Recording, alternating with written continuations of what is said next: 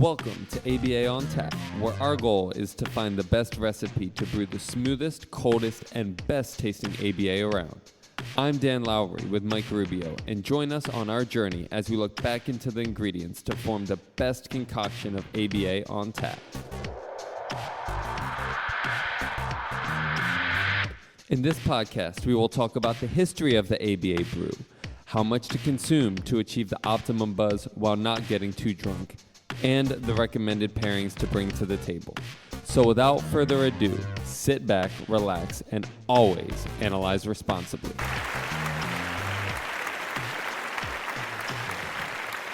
All right, and welcome back to yet another installment of ABA on Tap. As usual, I'm your co-host, Mike Rubio, along with Mr. Dan Lowry. Mr. Dan, how you doing, sir? Doing great. Real excited about this one. Have somebody in the studio today. I'm not going to be able to help myself with the pun, so I apologize to our guests in advance. We've got a really good story time today. We're going to give you the straight story. We got a super important topic. We really do. I'll stop there. Really important topic. We're going to be discussing, education law, probably with specific regard to special education, but we'll get into all sorts of other topics.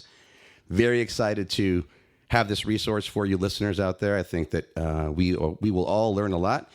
But given that we both bring the topics to the table, and sometimes I bring them, sometimes you bring them, Mr. Dan, you take the lead on this one. I'm going to let you lead because I think this is your guest, as it were. Yeah, so just very excited to have a good buddy of mine, Matthew Storey, joining the pod. So glad you could join us today, Matt. Thank you so much for coming. It's an absolute pleasure to be here. Thanks for having me, guys. Super excited for this. It's the first time we've done live at your house. So the second or third time we've had a live guest on. Good point. And we've transitioned outside of the reptile studio. Which and is it exciting. does sound a little, we're in the culinary studio today. Okay. And we're going to call it the dining room studio, if you will, which I can the tell. Distillery. Yeah, I can tell. The distillery, my bourbon collection. Very nice.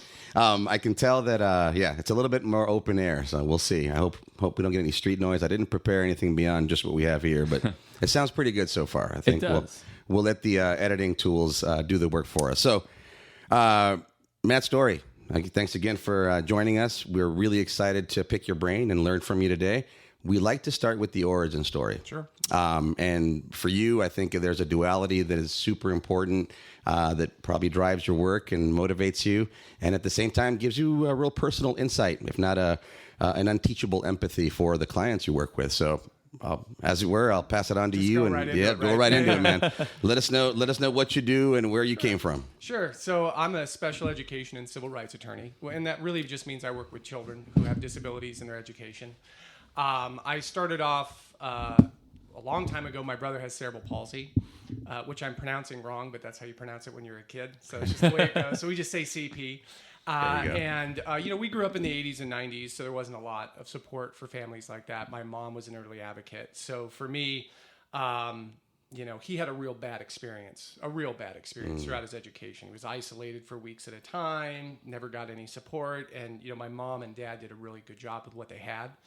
And so I went to law school specifically to do this, and my total focus has been the practice of law in disabled kids and getting them support and services throughout their life. But I do primarily focus on their education, which is where most of the service is, honestly. It's where you can get the most support in anybody who has a disability in their life. The most you're probably ever going to get is when they're in school, and people don't know that. So looking back on your brother's situation, do you think it had a long-lasting impact, or because you were aware of it and your family was such big advocates, you were able to kind of go outside of the school and get him the service that he needed? Not at all. So, I was born in Long Beach, and at the time, Long Beach probably was one of the best places you could be if you had a disability. Okay. And my parents moved us to Murrieta, Riverside area, Sure. And it was pretty bad from there. They had no support and services. They're better now. But I would tell you, it still makes me angry. I still run into situations like this all throughout the state. And, so it wasn't a situation where because my mom was advocating, she was getting services. I think a lot of it was just getting to the end of a rope and trying to get anything. He ended up going to the Riverside School for the Deaf and Blind, which makes no sense for a kid with CP who had neither I was going to disability. say, is he deaf or blind? No, not at all. Not at all. And it's understand that CP, like most disabilities, is a spectrum, right? There are kids who are super impacted. They're in a chair. They don't talk. My brother's not that way. He's 6'8", cognitively there. He's a great guy. He should have just been in a general education class throughout his life, but that's not what they did. They put him in, they didn't have a special ed class, so they just put him in a room by himself and played videos for him all day. That went on for a long time. My mom realized it, and then we got him into sort of a special ed class that they developed, but it wasn't really that. And that went all the way through high school. It was a bad situation. And so it's a lot better for most kids now in that area. But for me, that is the driving force behind what I do, and why I do it. Because it's So without your brother, you might not be in this field. 100% wouldn't be. Interesting. No, because, who knows anything about special ed, right? I mean, you have to experience to go through it. Every parent that ends up having a kid with a disability, it's a shock, right? My son was on an IEP early on. I had a lot of knowledge, so it was easy for us. But most people, you get a disability, diagnosis, you're shocked. Then you walk into a system you think is supposed to support you, and it usually, for most people, it does. But for some, they don't realize it until they're years into the system that, oh, wait, this isn't the way it's supposed to be. And sometimes by then it's too late, and that can become a real problem for people. And that's usually when they call me. Yeah, so I will do some, I guess shilling might not be the best word, but I will speak Matt's praises because I've used some of the resources that you have, one of them being the IEP Pocketbook. Yeah. But you talk about, the IEP process, and a lot of times I do think school districts oftentimes do the best that they can. Oftentimes, again, you see a lot more than I do for the kids that they work with, but they have hundreds or maybe thousands of kids at that school site, whereas a parent, you have one or two kids. And it is an interesting dynamic at these meetings where one person, one entity, the school district, the IEP team, has all of the knowledge, and oftentimes the other individual has almost zero knowledge. They're just coming and they're like, I don't know what autism is. I don't know what this disability is. I don't know how it's going to affect. You're the expert. You tell me. Right. And that can be a dangerous scenario where one entity has all of the knowledge in that situation. Well, it makes sense. If you're a parent, they have the degrees, they have the resources, they have the knowledge, and they're telling you your kid needs A, B, and C. Well, you would never think to challenge that. You wouldn't challenge your doctor. Why would you challenge the educational staff when you're first engaging it? And so, that power dynamic is a real issue for parents early on. And what you see is they go along with the IEP team. They're not really a part of it. They just go along with whatever the team's doing. And then, you get to 4th or 5th grade and they realize their kid that should read is not reading, right? And then they're like, okay, now we have a problem. And then they begin challenging the staff and they're noticing, well, wait a minute, they're intransigent. They're not doing anything. They're not making any changes. And that becomes a problem. And I do agree. For the most part, you see school teams doing the best they can with the resources that they have. That is true. I think 90% of the time. The other 10% of the time is not true. And they're just trying to kind of shuffle kids through a system and get them out of school. And that's usually where we play a role in the work that we do. And I have one more question with that, and then I'll pass it to you, Mike, because I think you were going to say something. Do you find that discrepancy between school and parents? We live in San Diego. There's a lot of ESL individuals. There's a lot of nationalities here. Yeah. Do you find that is exacerbated with families that might not be English first language or might not be here for a while and really have no idea? They might have just gotten here and they don't really understand maybe how our education system works or something like that. So it's really challenging for them to advocate for themselves because they might not speak the language and certainly don't know how our education system works. Do you find that that's common, and do you find that there's any relationship there? It's very common. We have a lot of different languages spoken here, a lot of people from a lot of different countries here that come from places where there was no education. So you walk into this country, your kid has a disability, and all of a sudden they're going to school. I mean, that's rare in most parts of the world where people are coming from. And then what you see is, I think schools can play into that. So those communities are even more under-resourced, essentially. And with that, you see a lot worse cases. So the worst cases, and I think I can speak for most attorneys in Southern California especially, the worst cases you're going to see are going to be those where English is a second language, for sure. But those parents wouldn't know to call a special education lawyer, right? They have no idea. So how do you get referred those cases? So, I mean, I work in that community a lot, so people just know who I am. So if they're accessing some level of support, they're going to find out who I am. But they're also told not to. I mean, and I don't want to be, I don't want to go too into this, but I have absolutely had parents who have brought up hiring a lawyer to an IEP team and been told that INS will get called if that happens. That's happened. Yikes. So I've been practicing for roughly 15 years, and it's definitely over 10 times I've seen that. So if I'm seeing that, and there's not a lot of us, then that means it's probably happening substantially more. But most of what I see are just really underserved communities with the school system, and those schools are stretched very thin. You see that mostly. So I can't imagine that's going to get any better anytime soon. No, that's going to get way worse. No, and we do get a lot of phone calls about this. How will this play into, my kid's a naturalized citizen. I'm not. How is that going to play into it? And I cannot answer that question. Yeah. Yeah.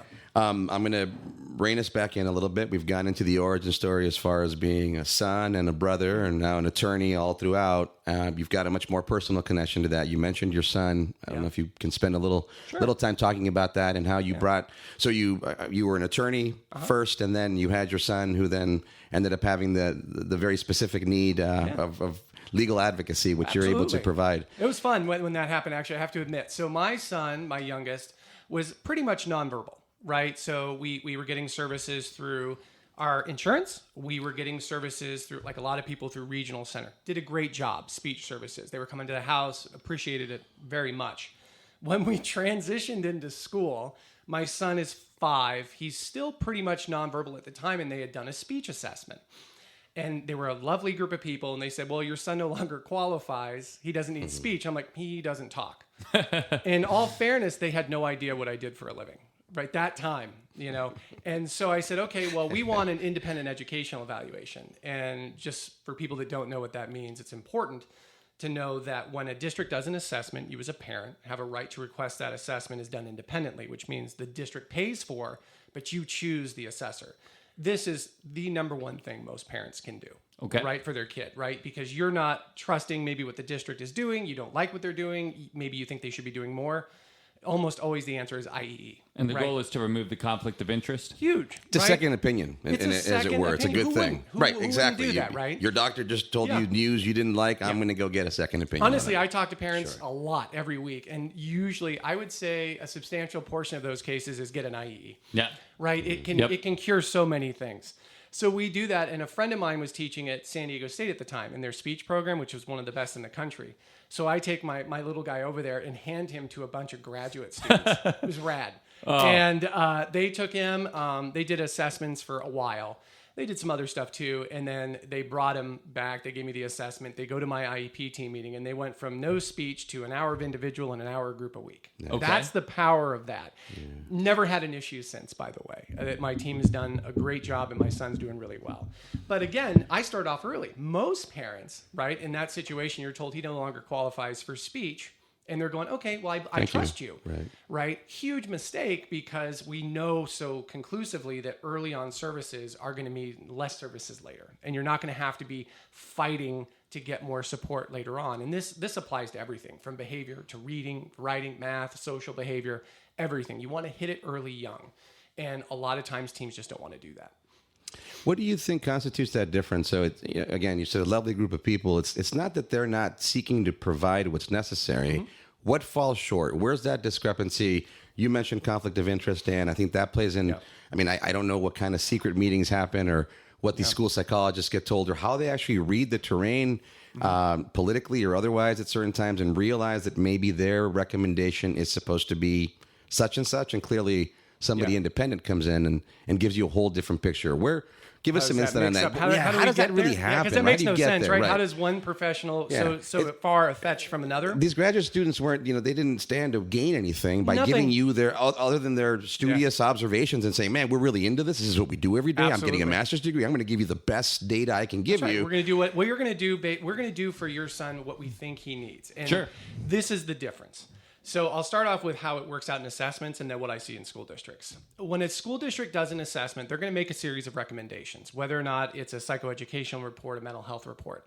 What I have found is when a school district does that, they're making a recommendation based on what they have. Meaning, what do we have on site that we can provide you? That's where the recommendation's coming from. Okay. An independent assessment is going to make a recommendation based on what the student needs. Those are fundamentally different. And we see that all the time. And so somewhat to answer your question about why are we seeing this difference, I think there are two things. I think number one, again, they don't have the resources. You can meet plenty of people, teachers, psychologists, speech language pathologists, behavioralists who go, we don't have enough people. You pull them aside, they're going to go, we don't have enough people to support the kids that we have. That is across the board true. On the other side of that, I think there is a reality that if you're around children who have disabilities a lot, you see that spectrum, right? The kids that are on the higher functioning end of that spectrum are going to go less served because schools just aren't equating that to a need based on the other kids that they see. The squeaky wheel always gets the grease. Right. Sure. I mean, I've been around disabilities my entire life. I've grown up with it. I don't notice a lot of it. It doesn't, I will see, like, if my brother was sitting here, you guys would notice it, right? I wouldn't. I mean, it would take me a minute, and so there's that spectrum of disabilities that just goes underserved as a result of them being on that higher end spectrum where, in fact, they could use the services quickly. Right. That makes a lot of sense. Yeah, it makes the what you're describing makes a lot of sense. That discrepancy doesn't make sense, and I imagine it's hard to reconcile. So. It is. And you make a good point. Everybody's considering, everybody's doing their due diligence in terms of saying, well, speech therapist, I have this caseload, and well, that teacher's complaining about that kiddo. Maybe I need to pull him out, but that kiddo does okay. We'll keep him in the push-in group services, for example. And I'm not being facetious or critical as much as I can imagine those. That thought process in somebody's mind who's well aware of the logistic on any given school site as well as their caseload, and they are doing their best. And then what you describe is certainly relevant as well. Well, and you have like 500 kids on the school site, right? You have one speech language pathologist. That speech language pathologist has a certain amount of contract hours, and people just can't fit in that caseload. So they're also going to give, even if they're giving you services, it's not going to be based on the need usually. It's going to be based on how long they're at the site. How much time do I have? And that's a reality. I mean, it's not their fault. They're not the ones in charge of the purse. Absolutely. But it's what they have. And so most of the time when I run them, even my son's SLP, who is great, she was a really good person. I knew what was going on. She had said, well, he's young. We don't have a huge diagnosis here, so he's probably just going to socially develop language. There's truth to that. But, he may not have.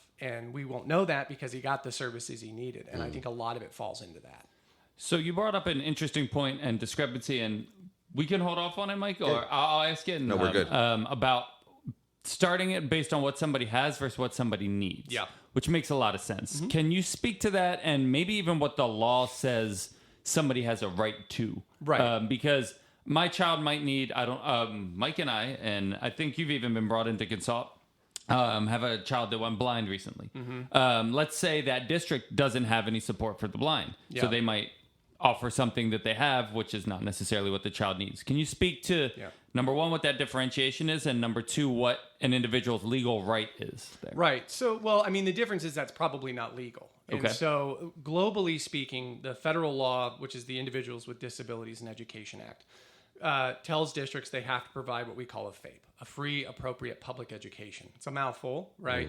But what it means is that a district is required to ensure a student access their education and make progress in light of their disability, their unique disability. And they have to develop an IEP to address their unique needs. And so schools can never, ever say, we understand your student, your child needs this service, but we don't have it. That's illegal, right?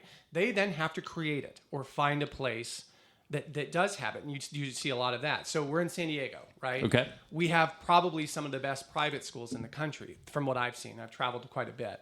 And so if they don't have a program to fit a student's need, maybe they have to put the kid in a private school. That happens a lot. I do a lot of that, actually. We don't like to because you don't want to take kids away from their typically developing peers.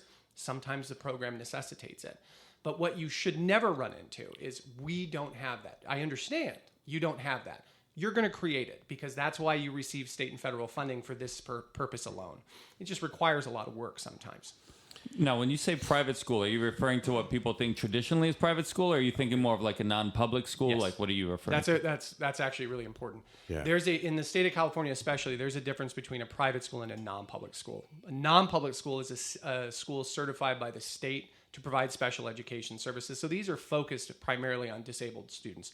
This is not a parochial school like Mater Dei or something like that, where it's just a private school. Those are totally different, and schools aren't going to have to ever pay for that. So you're talking about the non-public route. Always the non-public route, yeah. Now, the private designation now, they're not required to have special education services, but they might be compelled to if they can serve a certain need. And then non-public schools, by contrast, then are completely specialized settings. Yeah. Is that fair to say? Pretty much. I mean, a private school doesn't have to really. They might, but they don't have to. They can do it if they want. Right. But one of the things we have to remember that federal and state law, these are funding laws. Congress says, I'm going to give you money. You are going to adhere to the IDEA.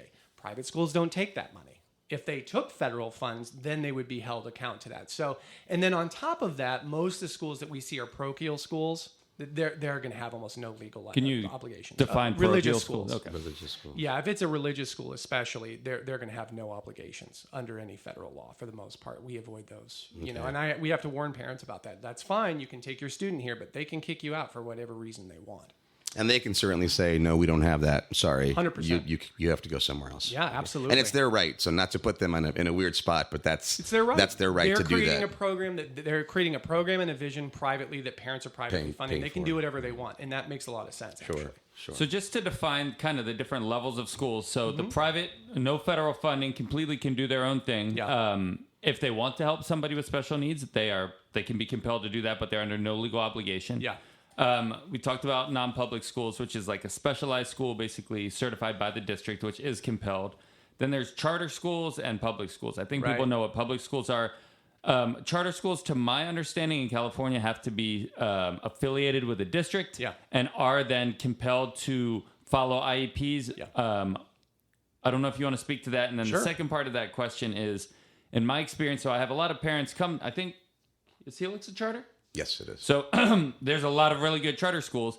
One of the issues that I've heard parents say is that because charter schools might not be part of the public school system, the resources that they have at that site might be a little bit more limited. So you might get more of the we don't have it kind of stuff, even though they are legally compelled to it. So do you want to speak to charter schools at all? Yeah, there's no difference between a charter school and a public school. They're under the exact same legal obligations. That even goes for if you're an independent charter school or a virtual charter school or a home charter school. You have all the same obligations because you're taking state money. And so it is true that there are some good charter schools. I have a lot to say about that. You wanted to go into charter schools. Sure. But this is your time. I don't think they should exist. Okay. So I think all it is just another way to say it's just a way to take public money. And I don't like it. But that doesn't mean they're bad. I'm just, globally speaking, I don't like this whole push away from public schools the way we're seeing. But charter schools most certainly are going to have less resources than larger school districts. But guess what? Little districts are going to have the same problem. The bigger a district, usually the more resources they have. San Diego Unified, LA Unified, just whoever you're dealing with, because they're just going to have more money. They're going to have more of a tax base. Smaller districts are not going to have as many resources usually. And we see that across the state as well. So you started by talking about the difference between Long Beach and Marietta, and there it is. Yeah. It was a nightmare. That's the difference. Yeah, right? It really was. Long Beach, it was a big community. It's one of the bigger school districts. Sure. And at that time, though, most kids that had disabilities went to specialized school within the district. That's illegal now. But my mom loved it. She loved it. Well, all the parents did. Their kids had a disability. They went to this special public school that was all for kids with disabilities. They hated it when they went to what we call mainstreaming or least restrictive environment. Sure. They were really upset by this. And so, that was another reason, I think, in part, that my parents ended up moving. That's a good theme of topic of conversation there in terms of talking about least restrictive. And then sometimes that doesn't necessarily fit the mold for a parent who's now, hey, they're throwing my kid out into the wild, and you're not giving them the individualized, specialized services. Maybe speak to that a little bit, as a parent and as a professional, because both circumstances are relevant. You want that least restrictive. That least restrictive sometimes then may mean that as a parent, you don't see the supports you think your child needs in place. Yeah, it's a hard game to play because the idea is that you are educated with your typically developing peers to the maximum extent appropriate. That's what the law says. But, a lot of times kids, given their disability, they have to be restricted is what we call it. They go to, and think just special education class. And this is a really tough call because socially, that is going to impact your child. If you are not around typically developing peers, you are going to miss out on a huge social piece. And when you graduate high school, you find that sometimes if they've been in that restricted environment, and it hasn't been warranted especially, that these kids become very socially isolated. And I think that really happened to my brother, because he was in a special ed class. There was no reason for it. And I think he struggled a lot with that to some degree, just being somewhat, isolated from typically developing peers. And we do see that pretty consistently. So I'm always pushing LRE because I see the social impact, but it's so hard to make that call based on a kid's disability. Like how, where really should they be and how should we be pushing to keep them in LRE? It's interesting because I know when I had my boss Kim on the podcast, she had the great saying of whose needs are we meeting when, and are we changing the environment based on the school's needs, or are we changing the environment based on the kids' needs? And the client that we both used to work with, I think you may have even consulted with this parent at one point, a pretty, I don't know how old he is now, he's probably pushing 18, pretty large individual, was doing some attention-seeking behaviors, not really violent or anything like that, but they were moving this individual to his own room because it was challenging to deal with. And I can understand from the school's perspective of why that's challenging to deal with.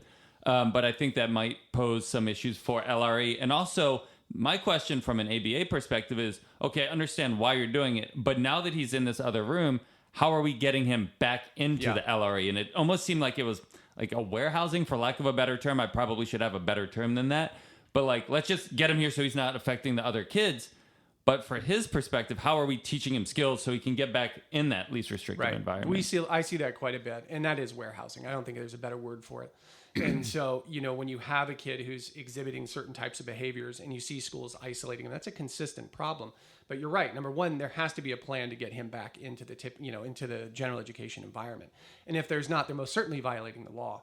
But, it also goes to the fact that sometimes the supports we may need in a class, like a 1-to-1 aid, ABA in the class, which I know we're going to talk about, is just it's just completely absent. And it's a huge issue because, parents and kids shouldn't be put in that position. And I get a lot of cases like that where, a kid, or they're being sent home early. That's the bigger one. They're sent home early. That's my favorite. Yeah. I've got cases right now where, this school year, the kid basically spent all year at home because mom would drop him off. And then she would get a call an hour later. You need to come get him. He's loaded. So illegal. They cannot do that. As behavior analysts, for us, that's a killer, right? Yeah. So you've got an escape-based behavior. It's rewarded. You've got an escape-based behavior. They just admitted it, and now you're doing what? You're allowing the escape. Oh, good job. We call that reinforcement. Do you know what that means? I thought you were going to say, and then it's so much harder to get the kid back into school because now they assume, okay, the second I get there, I'm chucking this pencil box across the thing because I want to go home. Our first client. Yeah. Even with simple things, though, like kids that, might get anxious to use that word freely, and they're walking up to the bus, and they're anxious about going to school, and all of a sudden they vomit, and the bus driver has to go, oh, wait, that's vomit. I can't. Wait, but they don't have a virus. They vomited because they're escalated. Yeah. And now we're allowing the escape. I can say that, full disclosure, because I was that kid who figured out that, oh, wait, if I vomit, you guys, cool, I don't want to go to school, so let me conjure up. I'm already feeling queasy. I'm already not wanting to go to school. I'm already upset. It's pretty easy for me to upcheck my breakfast and now I'm at home. Are you seeing this? So I'm seeing this getting worse since COVID. Kids were at home, they like being at home, and they didn't want to go back to school. So the behavioral cases that I see are a lot of anxiety cases where the kid just wants to be at home. I have parents call me all the time. They're like, well, I'd like to get him on an independent charter school program. Like, don't do that. Don't give up the fight. Let's work through this problem. But they weren't given the resources. They weren't offered the resources. So in those cases, we're like, okay, let's figure out how to get him back into school. And that can, we want wraparound services, in-house therapeutic services to try to start developing that plan because I'm sure you guys have. I've definitely seen the 19-year-old who doesn't leave his room. Yep. Right? And the parent who is, for no fault of their own, is just struggling. And they're like, I don't care. I don't want to get hit. Just give them video games. All he does is play video games all day. Yeah. They're comfortable. And as a parent, that's a challenging notion, right? Oh, yeah. My child is comfortable. if I steer them in this direction toward their growth, they begin to express distress. Yeah. Or what I see as distress as a parent. No, just leave them alone. Well, Let them be. in most of the parents I don't know about you guys, but the divorce rate in our community is super high, right? It's over 90%. Most of the parents that I work with, right, are going, my parents included, okay, are it's going to be mom-centered. Yeah. And when you have a son who becomes bigger than you and you don't have the support, what are you supposed to do? Right. I have a lot of parents I've worked with, moms who I've worked with, they weigh 130 pounds and the kid weighs 240. Yeah. You're not winning that fight. And so, for safety's sake, you're like, I have to let him do whatever he needs to do because I'm not going to get punched. And you see that over and over. And then there's, maybe I'm going down a tangent here, but there may be like a codependency because both of those, that parent had to advocate so hard, which I understand. So there might be another solution that might actually be better for that individual. Yeah. Hey, can they go to this potential residential school or something like that? But the parent doesn't want to give that up because maybe they don't trust it. Maybe there's a dependency level there. I don't. There's no judgment there. But I'm sure that also can throw a little caveat of like, well, we have a solution for you, but the parent doesn't want to take the solution. Residential is that's a whole different league, and it's a hard call to make. I've placed a lot of kids throughout the country in residential placements. That's scary. I've got 2 boys. I don't think I could do it because now, I have a 13-year-old, right? And he's in Utah, and I only get to see him a couple times a year. There's no way. I don't think. But I do see it over and over again where parents have gotten to the end of what they can just take. And for the safety of them and their other children, they go residential. And usually, by the way, my experience in that case has been phenomenal. You say Utah because then placements are hard to come by. Here in San Diego? In San Diego or in California in general, There's a reason maybe. for that, yeah. So in the 90s, we got rid of lockdown in California for residential placements. This is not jail. I'm talking about residential placements for people who have disabilities. The reason we got rid of that is because, basically there was a huge investigation, lots of abuse. So the only option, we have 2 residentials here in the San Diego County area. They're great.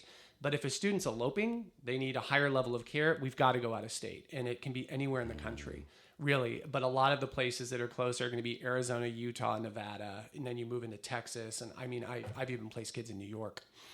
That's a really fine line there. I mean, you would say that maybe those regulations are disempowering then to certain placements in California, but at the same time, the reason that they were removed, that those restrictions were removed, is because they were being abused. What's the balance? That's hard to strike. I know that's a big question. What's your insight? That's a tough question. What I would tell you is oftentimes people that are making laws don't live the experience.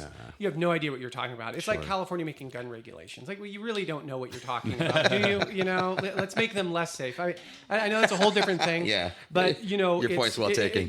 But most of the people that are making the laws when that happened, they don't understand.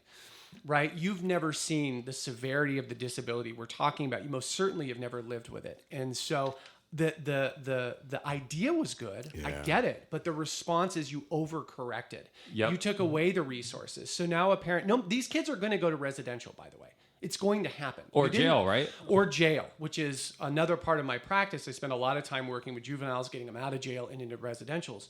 But the point that you would explain, and I've tried to explain this to state legislators, is you didn't end anything. These kids are still going to residential because they require that level of care. Everybody agrees with it. The school district, the parents, the doctors, the psychologists, everybody agrees that this is needed. But what you've done is you've now taken away the resource we have, and now the kids are going to a fundamentally more expensive place, 500 miles away where the parent can't see their kid. Yeah. You took away a resource. So it was, to be frank, stupid. But I understood it. Yeah. You understand it when you read those cases, and I still get involved in abuse cases now. They happen everywhere, but they happen in general education environments too. And in homes. Yeah. And so it would be nice to see that door open again for California because, so many parents, it's not a huge percentage of the population, obviously, but the need is really there. And to watch parents, the youngest kid I've placed in a residential was 6. And that was tough. That was out of state? Yeah, it was the worst, one of the worst cases I'd ever seen where there was a lot of abuse in the home too. And the kid, everybody agreed that she needed a higher level of care in order to deal with the psychological trauma on a 24-hour basis. That's the youngest. Usually we're looking at early teens is when we see residential placements because they don't become viable. I'm not a psychologist. usually what I'm told is, listen, 16 or older, this is not going to be as effective. Right. Whether it's not effective is different, but just less effective. So there's an age range you need to shoot for. Is that because at 18 then they can basically get out, so there won't be enough time there? Is that the There's that. part of it. I think it's part of it. I mean, somebody better could probably answer that. What I've been told is just because the issues that they have are less treatable at that type of site. You know, That makes sense. I have seen it Long-standing work. habits too, right? So behaviorally speaking, whatever the child's been doing, they've been doing for a while now. Yeah. So That they've been makes eloping. sense. They've been Lot of eloping for a reinforcement while, right? And people don't understand all the trauma that goes in with these. You know, I work with foster care kids a lot. I'm on the board for that in San Diego. And, you know, we're all in this system trying to find the best scenario to help these kids. And when a resource is taken away, it can be devastating. And we see that across this state. I mean, again, it's all good intentions, but it's the wrong result. And Interesting. So it's been frustrating. You bring up trauma. One of my coworkers at ProAct, because we work with all sorts of individuals. We talk, you know, from institutions to group homes to all sorts of things. She talks about the only thing difference between the workers, which is us, and the clients or the residents, whatever you want to call them, is circumstances. And I imagine if we had some of the trauma that these individuals had, we would be in their similar situation. Oh yeah, and you know, the most underrepresented and undersupported group of people I've ever met are disabled foster care kids. So we do everything we can to help them. But you know, if you're a young kid going through some of this stuff, and I probably won't go into it here, but the stuff that you've seen that's just unimaginable, you're not recovering from that totally. And so, you know, trying to find these places to get support for these kids is you know, paramount importance to me, but not well served here in California. Sometimes we're better than most states, though. We are definitely better than most states. Yeah. I recall consulting, and forgetting the specifics at this point, but consulting at some point with a client who was in a foster home situation, and the professionals surrounding really wanted to change this child's hoarding behavior.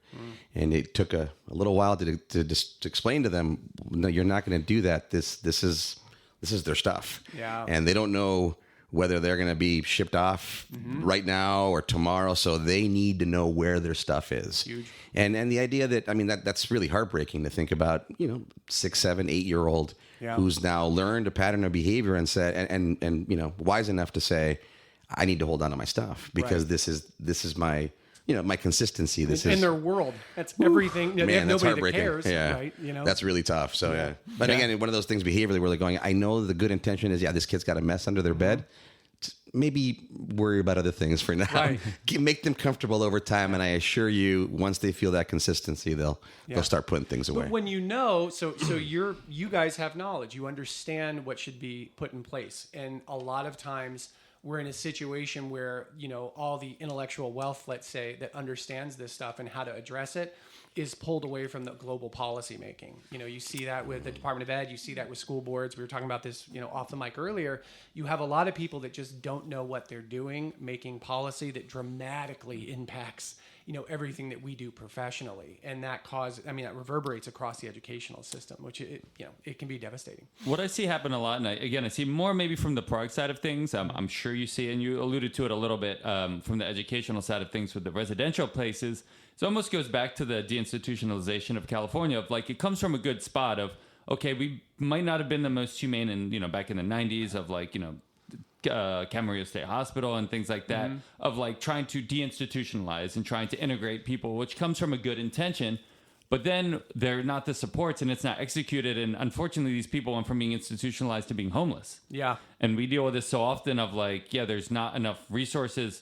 Great idea, really poor execution. Well, and then the long-term impacts. So financially, the long-term impacts. I mentioned this earlier about early services, right? The importance of developing early services is so you don't need services later in life. And so what we've done now in a lot of cases is we have these kids that are impacted to some degree and we shove them through a system that doesn't work for them. And what do you think happens when they get out of school? Well, they become homeless, they go in the welfare system or something like that. Or jail. Where if we had just heavily invested in a young age, none of that they would be a productive member of society. And you're right, jail. And by the way, jail is usually more expensive than a residential facility.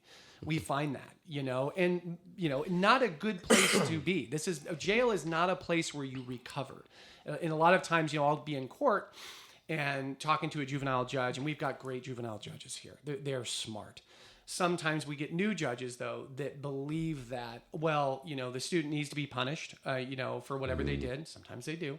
But also that there's going to be a level of recovery because we have these services, and you have to spend an hour going, you have no idea what you're talking about. Again, higher end person making a policy decision on information or, that they don't have or they don't understand. I think California, last I saw, spends the most per inmate and has the highest recidivism rate in the country. It's like 70 or 80%. It's like ridiculous of people who go to jail and come back. It's really bad. Yeah. So yeah, and it's for youth too. I mean, a lot of the I can't go into some of them, but it also snowballs. So one of the kids I'm working with or have worked with recently, like his crimes have gotten worse. He's got autism. His crimes have gotten worse over the last 5 years. And we were, are begging, the people involved, do not send him back to jail. We have better services and support. No, we believe he needs to be punished for this. And you're pulling your hair out going, this is only going to get worse. And even when this happened, the last time he was charged, I had talked to the DA involved and I said, see? And they're like, well, I don't know what you're talking about. I'm like, oh my God, he's just going to end up back in jail. And it's expensive. Dan, you got to get us in front of these people. So they're punishing him, but he keeps going back into jail. What is that actually, Dan? It's not punishment. That's reinforcement. It's a recidivism reinforcement. Same thing, right? So you think you're punishing because you're removing them, and rightfully so. Maybe you're protecting the greater environment from them. We understand. But if they keep going back to jail, you're not punishing anything. No, and when you're young and you go to jail, after you've done it at least from what I've seen, okay, you don't care. Okay, this has become part of your life. And so if you go back to jail, you're like, whatever. This is juvie. Yeah. This isn't, big boy prison. But, these kids are just become so desensitized because that's the time in their life they're living. And so it has no impact. And then, it just because I've been doing this for so long now, I've seen those kids. Okay, well, I'll warn them. You're 18. Don't do it again.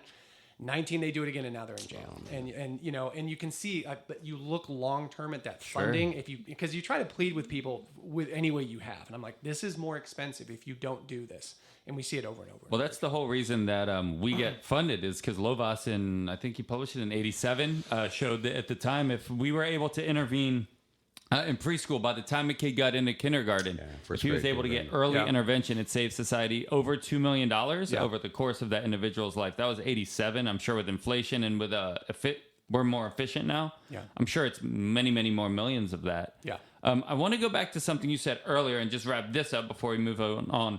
This have versus need. So this school district, it might make a recommendation on what they have versus what the child needs, because I think this is really important for our audience to hear. Now, you said it was illegal for a school to say, we don't have this, so we're going to recommend this. Right. My guess is the school district isn't going to say that. They're just going to say, we recommend this. Right. So what are your thoughts on, is that where the IE comes in? How would you empower parents to understand? Because they might, especially, we talked about maybe non-native or ESL parents, but we can just talk about everyone. Specifically, parents don't know what somebody has, and they don't know what's available to them, so they're just going to trust what the school says, and the school is not going to tell them what they don't have, but what they need. Yeah, I think... can you unpack that? Because I said a lot. I think the first thing to think about, and I'll put myself in this, is you need to think of special education or the IEP process as a cycle. It's a cycle. And we start off with assessment. We have an IEP, right? So we develop a plan that's appropriate to meet that kid's needs. But maybe we have a question about it. And so the next step is if you're a parent, they've done an assessment, you've had an IEP meeting, you're going, I don't agree with this. I don't trust this, or whatever it may be. Or maybe they've been implementing that plan and it hasn't been working. My go-to statement is go get an IE. Let's get a third part, because no one's going to listen to you. A court's not going to listen to you. They wouldn't listen to me. You need to bring in a professional, of equal standing to talk to that IEP team. So your go-to thing is just an independent evaluator to come in and make that recommendation. That split between what the district does and what the independent assessor recommends could be a legal issue, because you might have two professionals that go, this is right, or this is right. But usually what I have found is that a team will acquiesce to some degree and listen to what that IE assessor is. If they don't, then that becomes a potential litigation. So that's coming from the stance of a parent not agreeing, which makes total sense to me. What if the parent doesn't know? So in my experience, a lot of the parents just sign. They're like, you're the expert. I sign. I've had parents literally come up to me and say, is there like a la carte menu of things that maybe it's not appropriate to my child, but like, how do I even know what is available to him? Right. Because number one, I want to reiterate, we can talk about this later. Just because something's available doesn't mean the school district's legally required to provide it. True. How would you empower parents on the front end to know? I guess maybe the IEP or IEE is the answer. It can be. I mean, you're not going to know early on. You're not a professional. I mean, most of you, who are parents are not going to be professionals. They're not going to know that, okay, they're offering 30 minutes of speech a week. How would I know, unless I have a degree and training in this area, that actually he needs an hour? So you're just not. Okay. What I would say is this. Then IEE is definitely going to be your friend. Okay. Number two is, don't keep doing that. Measure the progress. So an IEP really is broken up into 4 things. Okay. It's broken up into present levels of performance. Where is my kid functioning at today? Goals. Where do I want my kid to go at the end of a calendar year? Services. What are we going to put in place to get him there? And placement. Where is he going to be sitting? Okay. That's what an IEP is in essence. As a parent, your number one job is to understand that document. If you do not understand that document, then you are not helping. And this is hard. It's hard to tell parents, hey, read this 60-page document, and understand it all. But what you can look for as a parent is my child growing? Did they meet all their goals? But also on top of that, do I understand their goals? If you don't, ask questions. And that's a big thing. A lot of times, listen, when I went to my son's early IEP meetings, I didn't talk. I was really uncomfortable. Weird thing. I mean, I litigated a lot and I was very uncomfortable. So parents just get uncomfortable. So if you're that parent, my suggestion is to go home, don't sign the IEP, take a week, read it, highlight the things you don't understand, and then email the questions back to the team. Do not sign that document until you understand it and you feel comfortable with it. And that's the best thing you can do, I think, because you're going to be the advocate next year, the year after, and that team's going to change. So, if you're not seeing the progress, you have an issue. So if you're, like again with my son, I may have agreed with that when he came into school and said, fine, we're not going to do speech. And maybe you're that parent. You're going, okay, I just agree with that. Well, let's see. If by the end of the year or 6 months from now, he's not talking, well, intuitively there's a problem and we're going to go do something about it. What you do is different. You ask the district to assess, you ask the district to hold an IEP meeting to make adjustments, based on that lack of progress, or you do an independent assessment. I've done this for so long. I've litigated so much. My gut, it's a broken record. My gut is like, okay, I hear what you're saying. Let's go verify. We go IEE every time. Love that Reagan quote, right? Trust but verify. Always. It's a great quote. So in your situation, you immediately got their recommendation, then went to SDSU. And now you're telling parents to look at the progress and then make adjustments accordingly, which makes total sense. Right. Do you ever run the risk, though, of if the plan is ineffective from day one, you look at the progress at the end of the year at the next IEP meeting, they're not making progress, we're like, well, what are we going to change? Maybe they change something, still ineffective, and now we're 2-3 years down the road of time we can't get back because we've been waiting for the progress of an ineffective plan. Yeah. Any thoughts on That's that? most of my cases, I would say right now, are usually in reading. California has done a real bad job with reading, specifically, and the whole reason for that. But you see a lot of kids going into 4th grade who can't read. And so, you see an IEP that's been in place for 3 or 4 years, and year after year, they haven't made progress. So from a parent's point of view, what I would do if I had an IEP, right, January 1st, 2023, and they were going to implement services and I signed off on it. And then we get to January 1st, 2024, and I'm not seeing the progress. I'm asking the team, what are you going to do to address this? And if they make no adjustments to that IEP, I'm doing the IE right away. I don't trust that because there's no such thing as we're just going to keep kicking the can like that. And then number 2, if they do make those recommendations, I'd be pretty diligent about, okay, well, how long until I see progress? So fine, you've added, a reading program once a week. What are my expectations? And parents should ask that. You're going to do this. What are my expectations on progress? Tell me what I should see. That's a good way to do that as well without getting too contentious because parents are entitled to get progress reports on those goals. Gotcha. And you brought up reading program. This is one thing I saw in ABA, and I would see in the field. I remember being at an IEP for one of my clients. But I think we're also a victim of this in the ABA field, and I think, Mike, you probably feel similarly, is there has to be programs or procedures built around it. Just because we write a goal doesn't mean that it's going to start happening. So we had a child, he was in high school, that wouldn't advocate. And after all these IEPs, they're like, fine, we'll put in a goal. We put in a goal that said, we'll call him Johnny. His name wasn't Johnny. Johnny will self-advocate on 80% of opportunities across. And I was like, okay, cool. That's in a piece of paper. But what are we going to do to help him advocate? Yeah. Like just because you put it in a goal doesn't mean that you're doing anything for it. And that's why I like breaking down an IEP into 4 things. You got the present levels, you got the goals, but then the services. How are we going to get the kid to meet the goal? And that's what you were talking about. Great, you added a goal. What are you going to be doing? What does that mean? And again, those are the questions that we can usually ask. And if they say, well, we're just going to keep doing the same thing, that's a legal issue. That stuff like that, self-advocacy goals are a real issue, and because they're important and they're ignored, and it goes back to this idea of, well, we don't have enough services or support, and we're dealing with these other kids already. So no, the teacher is not going to take the time to help Johnny or whoever, self-advocate, and those types of goals require some level of service. Service should be attached usually to a goal, and those are the questions a parent can ask. What are you going to do? And if they don't, again, that can become a legal issue at some point. So focus a lot on the service. And self-advocacy is interesting because a lot of times that maybe goes against the convenience of the teacher because the person's advocating to not do something the teacher wants them to do. Yeah. So the teacher is going to disregard or not pay off their self-advocacy because it's not what the teacher wants, which is then going to teach them that they can't self-advocate. Yeah. I have one other question, and then I'll pass it back to you. So again, just wrapping this up, advocacy. So what are your thoughts on what do you recommend for parents? So again, going back to that initial IEP, they don't know what they're entitled to. They don't know what they can get. They get this IEP. They're like, I think it looks good. Maybe they read it all. And it's awesome that you mentioned to give it a week or two. We can talk about that. My partner, who's also a special ed admin on the district side, so kind of the opposite side of Matt, also recommends the same thing. Don't sign the IEP on the spot. Think about it. Talk to the people you need to talk about. What are your thoughts on, as a parent, because you don't know what you don't know, and that's the dangerous piece, taking an IEP, giving it to an advocate, and saying, what are your thoughts on this IEP? I love that. I mean, so that, there's, just so people understand, there's advocates, there's lawyers. And can you explain the difference? Yeah. An advocate is there to guide you through the process, make suggestions, explain to you what's going on. A lawyer's job is to make the district do something they're not doing.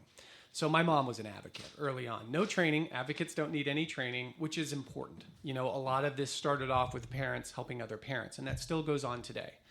My preference is if you're just starting the IEP process, I think, or you're ongoing and you feel like you don't know what you're doing, there are 2 things you can do. Number 1 is get an advocate. Do some research, hire an advocate, interview them, because it would be nice for you to learn how to go through this process. They will tell you what's available. They will walk you through it. It's a good investment. If you can't do that, that's fine. You need to get trained. Taking the time, there's always free classes. I do a ton of them, where somebody will explain to you how the special education process works. And that's so important. I did one at a center a couple weeks ago, and the woman's daughter was 20, right? Really, she was there too. She's a great kid, because you can be in special ed till you're 22. Oh, yeah. Right? Yeah. Either you get a diploma or you turn 22. She was still in special education area. And the mom had no idea about this stuff. And she felt so devastated. She's like, God, if I had known this when, and I know Those it's not ifs. your fault. Nobody tells you this stuff. Again, this because we've talked. We're in San Diego County. It's the 2nd biggest school district in the state. There are 2 law firms. There are just 2. And, a colleague of mine, Megan, who's an excellent lawyer, she's got hers, I've got mine, and then there's maybe 2 solo practice. Nobody does this stuff. It's too hard. And so there's not a lot of resources always out there, but training is one that's always existing. And if you understand this process, it will become easier for you. But I definitely am a big proponent of advocacy. Never go to an IEP by yourself. I don't do that. Take your friend, take your parents, take your husband, whoever, but never go to an IEP by yourself. Okay. That can be overwhelming. What would you change anything about the way procedural safeguards are presented at IEPs? I mean, it's sort of an opportunity for parents to really be told, hey, if you don't agree with this, these are the things, here's the sheet. They kind of remind me of the printout my doctor gives me after my consultation, right? It's really long and difficult to read. I'm like, I think I'm okay. I'm going to put this in my filing cabinet and maybe... Me of the Apple iTunes terms and conditions. You just scroll to the bottom. Or any app you buy, right? Yeah, I'm just going to scroll down and say, and I'm going to agree. So would you change anything? Do you think schools could do more to really help parents embrace the fact that, hey, we're telling you here that you have these rights? Yeah. Well, so procedural safeguards, the IDEA, the federal law mandates that the school tell parents a certain amount of things. You have the right to an IEP in 30 days. You have a right to challenge the decision of an IEP. You have the right to audio record the IEP here in California, which you should do. But they give them to you in a 5-page thing that's not written in English. Right? I mean, that it's very tough. It is in English, but it's school English. Oh my gosh, And it's sometimes terrible. translated for people. It's written as lawyers. Wrote Acronym it. central. Lawyers wrote it. It's awful. Number one, you should read it if Yeah, you're a parent. Schools could do a lot by just creating something different that makes it easier for parents to understand. They could actually read it to them, break it down for them. We did this. You brought this up earlier. I have a little booklet that's just procedural safeguards in English. There's a lot of those things. But actually sitting down with a parent early on and going, you can challenge this. You have the right to an independent assessment. Parents should know that. If you've had an IEP before, and you've been given those procedural protections, you should have heard, I can have an independent assessment. Teams don't do that. And they don't do it because they have 50 IEP meetings a week, and it would just be too long. So trying to sit down and if I were on a district, I'd say for a parent's first IEP, we're making this a marquee issue. And if we have to have 2 IEPs, we're going to do it. We're going to explain to them their procedural safeguards. We're going to make a meeting out of it so that they understand early on. And we're going to kind of empower them so that they can become better advocates long term. And I would love to see that. Schools, and there are some schools I've seen do that. They've done free trainings and stuff, where they sit down and they teach parents, this is how you become an advocate. They don't do that because it's time consuming. They probably don't want to be challenged, Seems but it conflict would be of interest. It would be huge. Yeah, well, is it though? I mean, you're all supposed to be there for the kid. Yeah. And so if you're all there for the kid, telling a parent how to Transparency. be an advocate would be great. And I'd like to see more of that. And there have been schools that have done, that have singled those first couple IEP meetings out as a way to train parents. Hey, you're going to be the person holding the reins for the next 18 years. So we're going to teach you how to do this. I think that would have a huge impact, but it would definitely create a lot more challenges, I think, to decisions. So one of the first things I did here in San Diego after graduate school was I was in educational or development. I was vendored as a developmental specialist through the regional centers, and I did educational advocacy back in the day. I think that was a service that was provided for consumers right up until about, I want to say maybe 2007. It went away, but it was something that consumers could access. Yeah. And I remember, so I did very well at it through the regional center because I really came into it, with a lot of transparency and being impartial. I'm here for the child. I'm going to talk to the parent as well as the school about what needs to be done. And, even with that impartiality, you come in and you're looking at the school, and then once in a while, you talk to the parents, and you're like, you kind of have this wrong. You're asking for something that isn't going to work. Yes, I know your neighbor down the street got the instructional assistant, the one-to-one instructional assistant, and I know that the SKIA used to be called. I know it's changed or transformed a couple times. How do you reconcile that? Sometimes you have to look at parents and go, I think you've got this the wrong way. Well, I spend a lot of my time every week telling parents they don't know what they're talking about. But I say it much nicer. Yeah. A lot, like you'll have a parent say, "Well, my child deserves a non-public school." They don't.